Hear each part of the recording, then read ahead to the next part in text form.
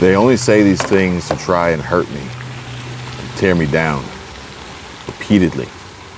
I hear them. I hear what they say, even though they think I may not. I read what they write, even though they think I may not. But I'm getting ready and preparing. I mean, even my wife,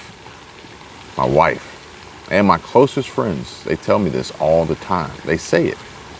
Other YouTubers say it, and strangers on the streets are saying it too.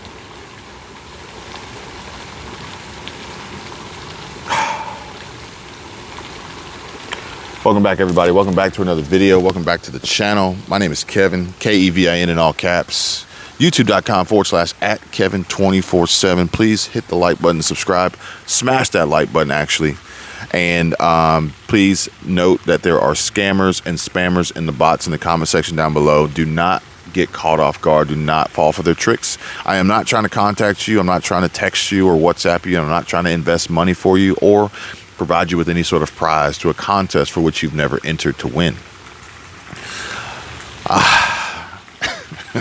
I don't want to get sidebar here, but I had to take off my wedding ring. Somewhat like thinking about leaving my old life behind. And no, I'm not talking about Imagine Dragons, even though I like Imagine Dragons. Man, you look at the sky today. I don't know if you guys can see it, but the sky, I swear for like the last week or so, we've had way more jet and plane activity. I don't know if you can see that one flying up there. We've had way more jet and plane activity. The cloud formations, the weather, all strange, odd, and unique for this time. Chemtrail, maybe, not sure.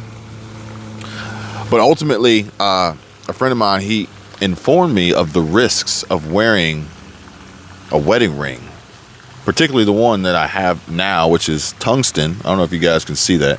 It's tungsten. And what I did was I ended up taking it off, and I ordered a rubber or polymer style band, because basically what he said was that, you know, with the metal, you run the risk of having to amputate a finger if you ever find yourself in a situation where your ring gets caught on something, or even if it does and you can't control what, you know, like if you're falling or something, you're trying to grab on to something to hold on to something, and it could literally rip all the skin off of your finger to the bone. So it made me really consider swapping. So I took my wedding ring off, took my wedding band off. Michelle Squirrel Tribe was like, "Hey, what are you doing?" I was like, "No, chill. It's cool. Don't worry. I'm getting a new band, but the one I got was too small, so I had to order another one." I ended up ordering off Amazon. It was super cheap. And that's actually kind of a cool thing about it is, you know, if anybody is looking to get a band, they could save money without going out and spending a ton of money on platinum or white gold or yellow gold or diamonds or any of that, because you can get a cheaper band, a polymer band, or like a safer one at that, than spending all that extra money on the expensive precious metals that could potentially be a hazard to you. Let me know if you guys have ever experienced that, or know anybody who's experienced that. Could really be a dangerous situation. But folks, I'm getting ready and I'm preparing. I hope you guys are doing the same.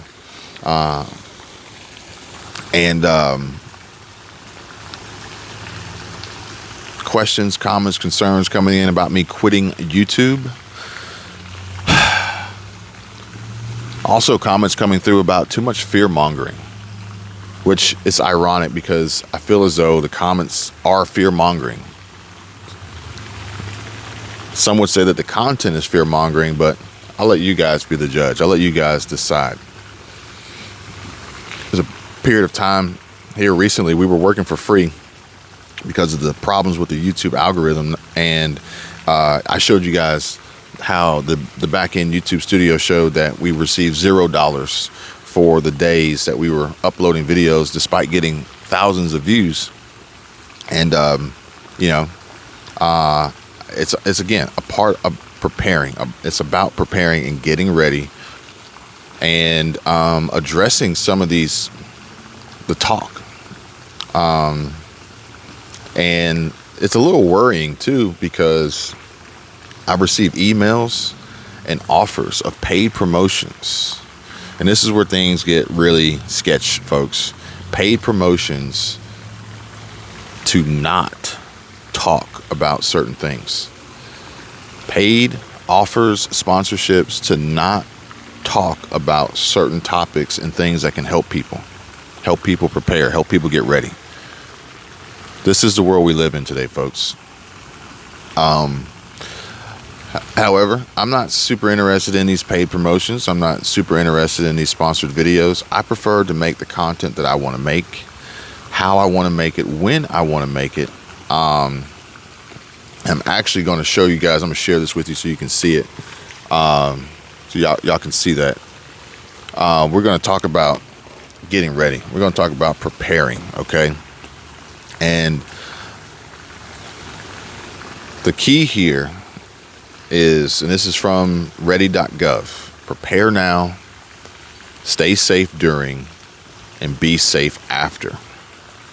So if we were to experience an event, a catastrophic event, what's most important is for you to get inside, stay safe inside, stay inside, and stay tuned, okay? Now, stay tuned is going to quite possibly be the hardest thing to do, and I'm going to explain that to you guys in just a moment. But most importantly, have several ways to receive emergency alerts, because the way that you typically receive information now quite possibly won't necessarily be the way you'll receive emergency alerts later. Now, there's a recommendation here to download the FEMA app and receive real-time alerts from the National Weather Service, but I feel as though that may not necessarily be your best bet. Battery-powered or hand-crank radios, that could be an option. Also build an emergency supply kit, which if you don't already have one, go ahead and get one ready. Spare change of clothes for each family member, trash bag for contaminated clothing, and sealed food, water, and medicine.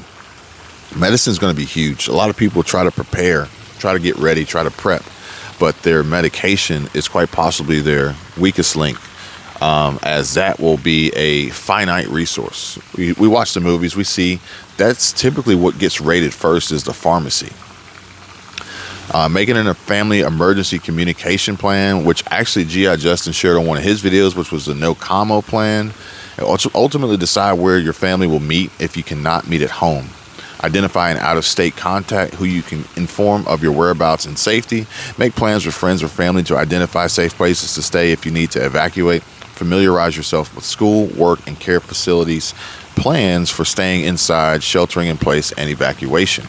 Now, I will say this. A lot of people avoid this creation of their plan because they're afraid of having to actually use the plan, if that makes sense. These potential detonations are quite possibly the most dangerous radiation emergency we'll ever face. It can create a large, deadly blast, and if it detonates on the ground, the explosion can suck material up into the air and create dangerous sand-like radioactive particles called fallout. And if you have warning, take cover. I would hope that we would have warning. Granted, New York last year told folks to get ready, get prepared, get their bug out bags ready.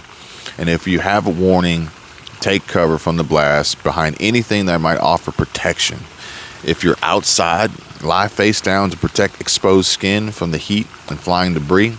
And after the shock wave passes, go inside the nearest building as quickly as possible. Getting inside is key. After a detonation, you'll have 10 minutes or more to find an adequate shelter before fallout arrives. If a multi-story building or a basement can be safely reached within a few minutes of the explosion, go there immediately. The safest buildings have brick or concrete walls. Underground parking garages and subways can also provide good shelter as well. Staying inside after, take shelter unless told otherwise. If possible, turn off fans, turn off air conditioners, and forced air heating units that bring air in from the outside. Close windows and doors. Close fireplace dampers. If you're instructed to stay inside during a radiation emergency, pets and service animals should be inside too. Sheltering usually lasts at least 24 hours. So with that, you're going to want to make sure that you're prepared for your animals, your pets, to do their business indoors. Now, remain in the most protective location, basement or center of a large building for the first 24 hours unless threatened by an immediate hazard. Examples: fire, gas leak, building collapse, or serious injury. Or informed by authorities that it's safe to leave. Radiation level decrease rapidly, becoming significantly less dangerous during the first 24 hours. However, we do need to realize the potential threats of listening to authorities telling us that it's safe to leave. Use your own judgment. Stay tuned. Follow instructions from emergency response officials, and if advised to evacuate, listen for information about routes, shelters, and procedures. And if you have evacuated, do not return until you are told it's safe to do so by local authorities. Again, use your own judgment. Be safe afterwards, folks. Remove the outer layer. Get clean. Clean any pets that were outside after the radioactive dust arrived. Stay hydrated and fed. And most importantly, take care of yourself and others. The threat of a radiation or other energy can be stressful, and surviving one of these dangerous situations can be a traumatic experience. Take care of yourself and talk to someone if you're feeling upset. Also, you can follow the CDC guideline or guidance for managing stress during a traumatic event, which is, I think, something we should at least glance over before we find ourselves in this situation. Especially now, as you have that access to this communication, for which if we were to experience one of these inward events, quite possibly we would see all communications wiped out, and we would then solely be relying on just our own knowledge and our ability to survive moving forward.